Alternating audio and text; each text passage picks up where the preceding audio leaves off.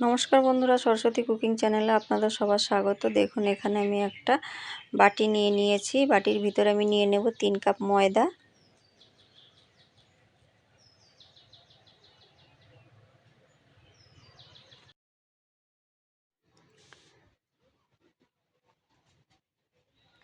তো এরপর আমি এর ভিতরে দিয়ে দেব অল্প একটু লবণ,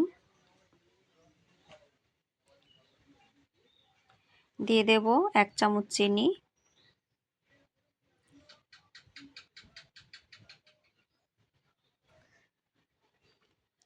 তারপর দিয়ে দেব রিফাইন তেল ময়ামের জন্য। তেলটাকে দিয়ে কিন্তু হাত দিয়ে ভালো করে ডলে ডলে ময়ামটাকে দিয়ে নিতে হবে। ময়ামটা যত দেওয়া ভালো হবে ততই কিন্তু প্যাটিসটা সুন্দর হবে। তো হাত দিয়ে ভালো করে ডলে ডলে একদম পুরো তেলটাকে ময়দার সাথে মিশিয়ে নিতে হবে।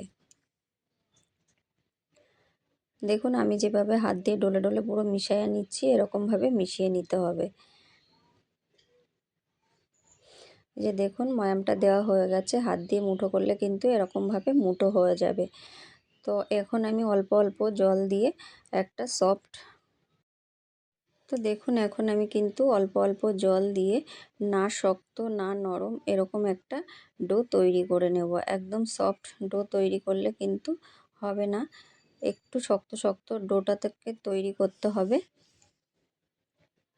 তো দেখুন এই যে আমি ডোটাকে তৈরি করে নিয়েছি। এবার এটাকে আমি একটা প্লেট দিয়ে ঢেকে রেখে দেব 10 থেকে 15 মিনিটের জন্য। এরপর দেখুন আমি উনানে একটা কড়াই বসিয়ে দিয়েছি, আর কড়াইটা গরম হয়ে গেছে। কড়াইতে দিয়ে দেব আমি সর্ষের তেল অল্প করে, একদম সামান্য তেল দেব। তো দেখুন তেলটা গরম হয়ে গেছে। এবার তেলের ভিতর আমি দিয়ে দেব কুচিয়ে রাখা পেঁয়াজ,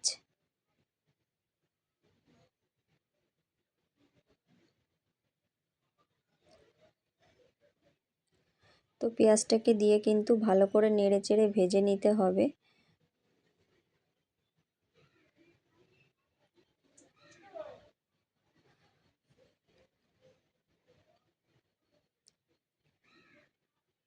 তো দেখুন পেঁয়াজটাকে কিন্তু আমি ভালো করে নেড়ে চেড়ে ভেজে নিয়েছি।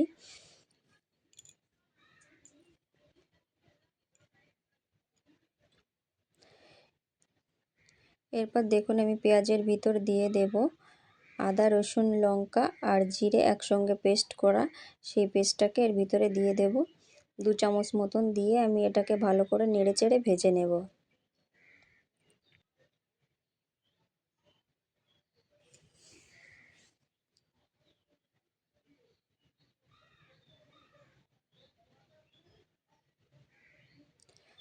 তো এরপর আমি এর ভিতরে দিয়ে দেব সামান্য একটু টমেটো পেস্ট। টমেটো পেস্টটাকেও দিয়ে আমি ভালো করে ভেজে নেব মশলাটা কিন্তু ভালো করে ভাজা ভাজা করতে হবে, তাহলেই কিন্তু মানে চিকেন প্যাটিসের টেস্টটা কিন্তু ভালো হবে। তো এরপর আমি এর ভিতরে দিয়ে দেব স্বাদ মতো লবণ, দিয়ে দেব কালারের জন্য অল্প একটু হলুদ, দিয়ে এটাকে আমি ভালো করে মিশিয়ে নেব।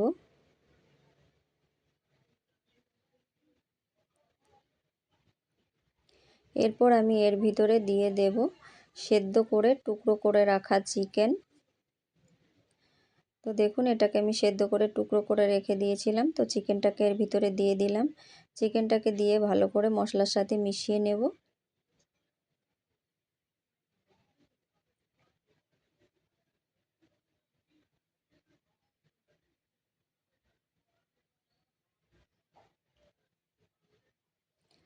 তো দেখুন চিকেনটাকে দিয়ে কিন্তু আমি ভালো করে মিশিয়ে নিয়েছি। এরপর আমি এর ভিতরে দিয়ে দেব অল্প একটু টমেটো সস। টমেটো সসটাকে দিয়ে ভালো করে মিশিয়ে নেব।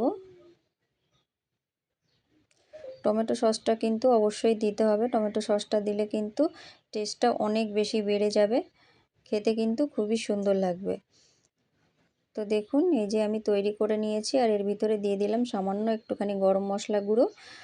তো গরম মশলা গুঁড়োটাকে দিয়ে এটাকে আমি নামিয়ে নেব।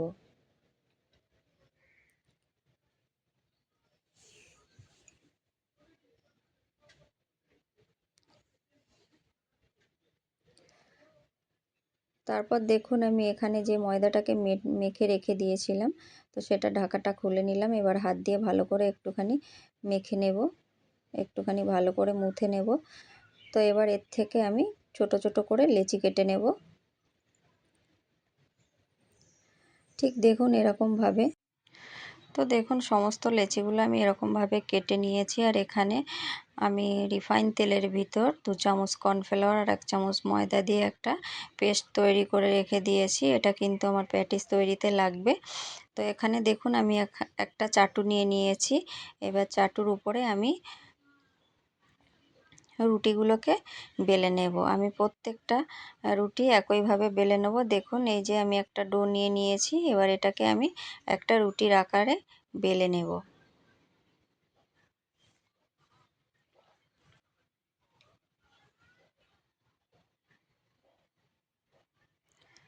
তো দেখুন এটাকে আমি একটা রুটির আকারে বেলে নিয়েছি। এবার এটাকে আমি উঠিয়ে নেব। তো এখানে আমি আরও একটা রুটি তৈরি করে নিয়েছি। তা আমি প্রত্যেকটা রুটিকেই এরকমভাবে তৈরি করে নেব। তো দেখুন সমস্ত রুটিগুলো আমি তৈরি করে নিয়েছি। আর এখানে চাটু বেলানোর পরে আমি রুটিটা নিয়ে নেব, একটা একটা করে রুটি নেব। আর যে পেস্টটা আমি তৈরি করে রেখে দিয়েছিলাম তেল দিয়ে আর কর্নফ্লাওয়ার ময়দা দিয়ে, তো সেই পেস্টটাকে আমি রুটির উপরে লাগিয়ে দেব। পুরো রুটিটার উপরে কিন্তু সুন্দর করে লাগিয়ে দিতে হবে। আমি এখানে চামচ দিয়ে দিচ্ছি, আপনারা চাইলে ব্রাশের সাহায্যেও লাগাতে পারেন। তো দেখুন এর উপরে আমি আরেকটা রুটি দিয়ে দিই। তো প্রত্যেকটা রুটির ভাজে ভাজে কিন্তু ময়দা আর কর্নফ্লাওয়ারের পেস্টটাকে দিতে হবে। আর এরকমভাবে রুটি একটা একটা করে রুটি দিয়ে দিতে হবে। তো দেখুন আমি রুটিটাকে তৈরি করে নিয়েছি। এরপর আমি রুটিটাকে ভালো করে বেলে নেব। আমি বড় আকারের একটা রুটি তৈরি করে নেব।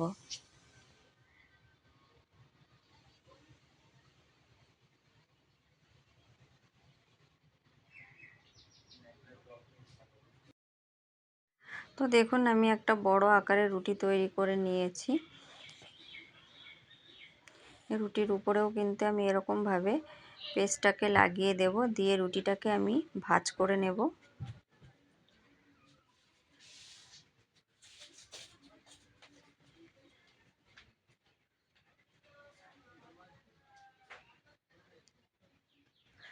তো দেখুন রুটিটাকে আমি চৌকো করে ভাঁজ করে নেব, ঠিক এইরকমভাবে। প্রত্যেকটা লেয়ারে লেয়ারেই কিন্তু এটাকে দিতে হবে, তাহলে কিন্তু প্যাটিসের লেয়ারগুলো খুব সুন্দর হবে, খেতে কিন্তু খুবই ভালো লাগবে। তো দেখুন ঠিক আমি এরকমভাবে ভাঁজ করে নেব।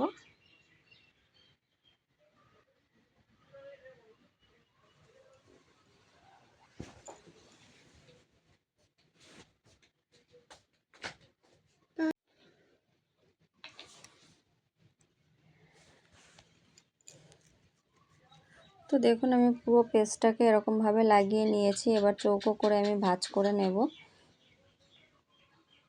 তো চৌকো করে ভাঁজ করে নিয়েছি, এবার এটাকে আমি বেলে নেব।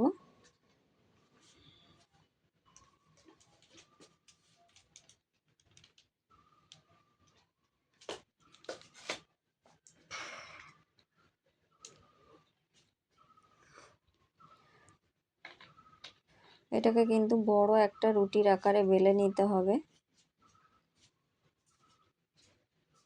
তো দেখুন আমি বেলে চারপাশ কেটে নিয়েছি। এবার আমি মাঝখান থেকে কেটে নেব। এই যে চৌকো করে আমি কেটে নিয়েছি চারপাশ থেকে।